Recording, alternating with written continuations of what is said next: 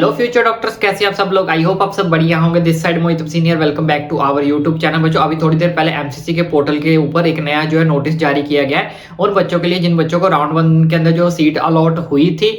और उस नोटिस के अंदर क्या आया है वो आज की वीडियो के अंदर हम आपके साथ शेयर करने वाले। बहुत इंपॉर्टेंट नोटिस आया है। और साथ ही साथ दूसरी चीज, जो बच्चे राउंड 2 के अंदर पार्टिसिपेट करने वाले तो उन बच्चों के लिए हम एक पीडीएफ लेके आए हैं। उस पीडीएफ के अंदर क्या है, कैसे आपको उसका बेनिफिट मिलेगा, वो भी इस चीज के अंदर इस वीडियो के अंदर हम बात करेंगे। लेकिन सबसे पहले जान लेते हैं उन चीजों के बारे में जो अभी एमसीसी की तरफ से आया। देखो बच्चों, एमसीसी की तरफ से एक नोटिस जो वो जारी किया गया, उसमें ये बोला गया कि जिन बच्चों को स्टेट काउंसलिंग से भी कॉलेज अलॉट हो गया है और एमसीसी से भी जो कॉलेज अलॉट हुआ है, ध्यान से समझ लो, ऐसे बच्चे जिन बच्चों को अपनी अपनी स्टेट से भी कॉलेज अलॉट हुआ है और एमसीसी से भी अपना कॉलेज जो है वो अलॉट हुआ है, तो अगर वो एमसीसी का जो कॉलेज अलॉट हुआ है अगर वो उसे छोड़ना चाहते हैं तो उसको एक फिक्स डेट के थ्रू जो है वो छोड़ सकते हैं। यानी कि आज से लेके, मैं ऑफिशियल नोटिस आपको दिखा देता हूं, तो यहाँ पे आप देख सकते हो आज से लेके और 3 तारीख तक शाम 6 बजे तक जो है आप अपनी सीट छोड़ना चाहते हैं जो छोड़ सकते हो। एमसीसी वाली जिन बच्चों को स्टेट से सीट अलॉट हो चुकी है, अगर वो एमसीसी की सीट अब अगर छोड़ना चाहते हैं तो आप 3 तारीख तक शाम को 6 बजे तक जो अपनी सीट को छोड़ सकते हो।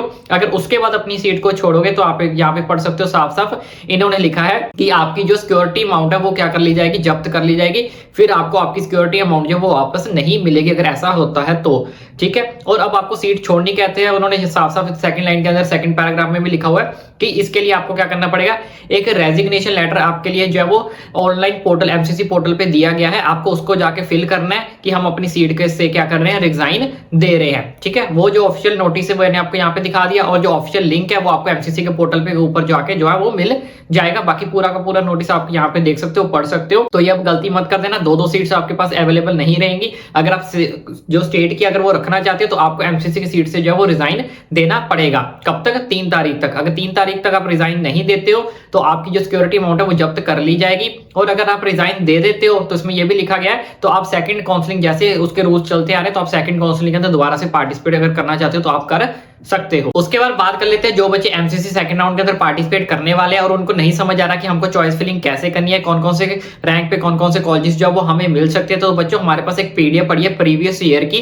पहले आप ये पीडीएफ देखो, फिर मैं आपको आगे का प्रोसीजर जो बच्चे से समझाता हूँ। तो बच्चों यहाँ पे हमारे पास ये प्रीवियस ईयर का पीडीएफ पड़ा है जिसमें हमारे पास राउंड 1 का डाटा भी है, राउंड 2 का डाटा भी है और राउंड 3 का भी डाटा है, जिसमें हमने इन तीनों राउंड्स को क्या कर दिया है, कंबाइन कर दिया है। तो जिसमें से आपको ये पता चल जाएगा कि पिछले साल राउंड 1 के अंदर जो है कौन कौन से कॉलेजेस जो है वो अलॉट हुए थे कितने कितने रैंक पे।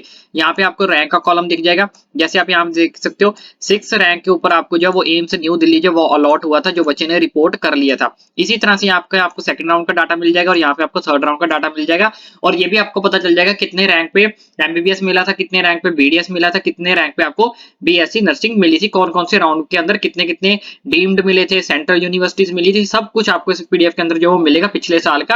अब इस पीडीएफ का बेनिफिट क्या है वो मैं आपको बाद में बताता हूँ, पहले इस पीडीएफ को अच्छे से देखो और समझो, ठीक है। जैसे हम नीचे थोड़ा सा स्क्रॉल करते हैं तो और थोड़ा सा हम नीचे स्क्रॉल करते हैं, ये कम से कम 4000 पेजेस की पीडीएफ है, ठीक है। तो यहाँ पे आप देख सकते हो, यहाँ पे मान लो ये बच्चे का रैंक है 21,626 बच्चे का रैंक है, जिसको ये वाला कॉलेज है वो अलॉट हुआ था जो एमबीबीएस का है और इस बच्चे ने रिपोर्ट कर दिया था। और उसके बाद इसने अपग्रेड डाला होगा और राउंड 3 के अंदर उसको जो है वो ये वाला कॉलेज जो है वो अलॉट हो गया था अपग्रेड करने के बाद। तो इस तरह से आपको अप्रोक्सीमेटली जो है वो हिंट मिल सकता है कि मान लो किसी बच्चे का जो रैंक है वो 50,000 है, ठीक है। अगर किसी बच्चे का जो रैंक है वो 50,000 है तो इस तरह से यहाँ पे आप देख सकते हो इसमें रैंक कितना है। जैसे आप यहाँ पे देख सकते हो एक बच्चे का रैंक कितना है, 50,000, या फिर आप कह सकते हो 50, यहाँ पे देख सकते हो 54,000 है। तो इस बच्चे को भी ऑल इंडिया से कॉलेज मिल गया था और कौन सा कॉलेज मिला था, ये वाला कॉलेज जो वो मिला था और ये किसका था, एमबीबीएस का। और बच्चे ने यहाँ पे क्या कर लिया था, रिपोर्ट कर लिया था। तो इस तरह से इस साल भी जिन बच्चों का रैंक 50,000 या फिर 55,000 के आसपास है तो वो वाले जो बच्चे हैं वो इस कॉलेज को अपनी प्रेफरेंस लिस्ट में जो सेकंड राउंड के अंदर डाल सकते हैं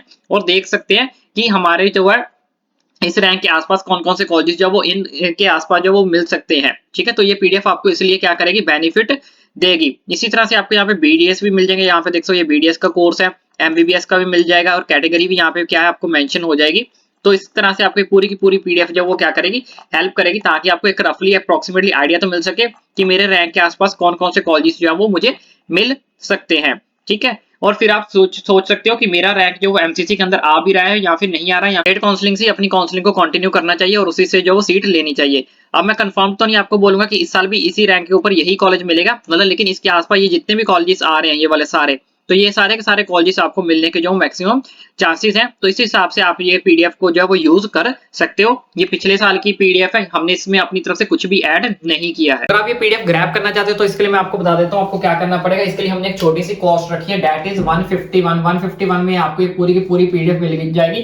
खास करके उन बच्चों को हेल्प करेगी जिनको बिल्कुल भी नहीं पता कि चॉइस फिलिंग कैसे करनी है। और इसके अंदर आपको सारे के सारे कॉलेजेस देखने को मिलेंगे जो पिछले साल थे या फिर इस साल नहीं है। ईच एंड एवरीथिंग डाटा जो इसके अंदर आपको जो देखने को मिलेगा, और काफी हेल्पफुल पीडीएफ उन बच्चों के लिए तो खास करके रहने वाली जिन बच्चों को नहीं पता एमसीसी काउंसलिंग के अंदर पार्टिसिपेट करना चाहिए या फिर चॉइस फिलिंग जो है वो कैसे करनी है। अब कुछ बच्चे सोचेंगे सर इस पीडीएफ को तो पिछले साल का डाटा आप फ्री दे दो, तो इसके लिए मैंने जैसे आपको बताया कि इस पीडीएफ को हमने मॉडिफाई किया है ताकि आपको डाटा जो अच्छे से समझ लग सके। बस हमने जो हमारी टीम की मेहनत लगी है सिर्फ हम उसी के चार्जेस मांग रहे हैं 151, उसके अलावा हम कोई एक्स्ट्रा चार्जेस आपसे नहीं मांग रहे हैं। और ये अगर आप पीडीएफ को ग्रैब करना चाहते हो तो यहाँ पे आपको एक क्यूआर कोड का स्कैनर शो हो रहा होगा, तो आपने इसको स्कैन करना है। स्कैन करके आपको अपनी पेमेंट करनी है। पेमेंट करने के बाद स्क्रीनशॉट लेने के बाद आपको हमारी ईमेल आईडी के ऊपर जो भेज देना है। तो जैसे कि मैं आपको यहाँ पे बता देता हूँ, scan the QR code scanner and done the payment, send the payment screenshot on our email ID with your name. PDF का नाम जरूर भेजना कि जैसे एमबीबीएस बीएससी की पीडीएफ हमें जो प्रोवाइड